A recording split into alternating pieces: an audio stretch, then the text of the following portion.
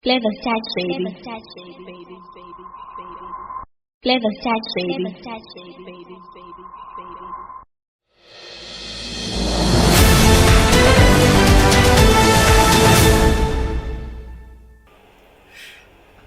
Now zikitaurwa na Comrade Sungambiredzi Gudon.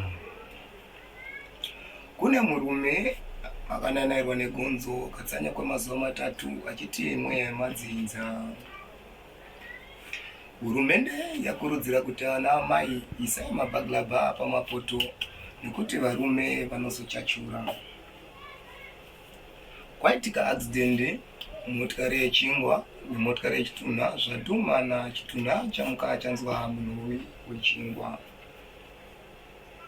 Hurumende yakurudzira kuti vana ambuya pfekai matenesi nekuti muchazocherwa muchinzi mbambaira dzava kutsemuka vachiona mana. Kune murume akareba zvekureba zviya uyo anova ari wafrikiki negonzo ari kutarisirwa kudonha kwenext week. Hurumende yakurudzira varume vose vane mhanza pfekai maheti nekuti ndege dziri kurasika pakumara. Woyo musuwana derere vabatwa paroadblock yehuro vachirova inonzi overspeed. Zvino hurumende yaongorora kuti vose vane mhanza vachidzipa mazita haisi mhanza, inhova yakaregerera kukweshwa achiri mudiki. Ndinopikana mbuya vangu majarini avo vakafira pakati pechingwa ndokuperekedzwa nekapuyeti, uku ndiko kupera kwenhau dzino.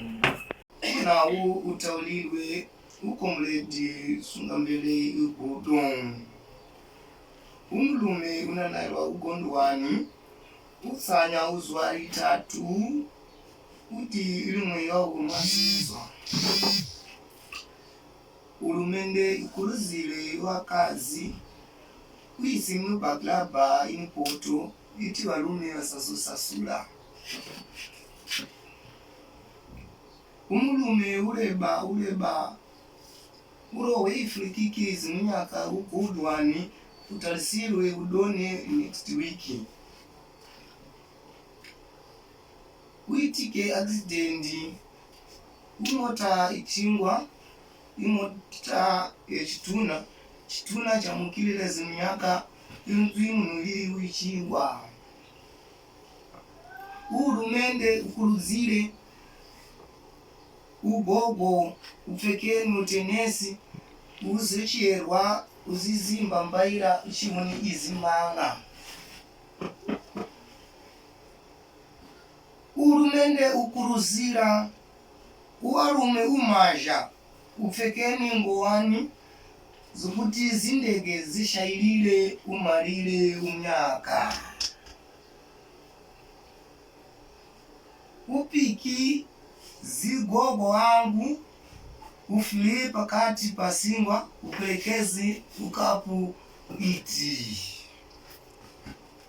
Uku ndiko kupera kwenhau dzino.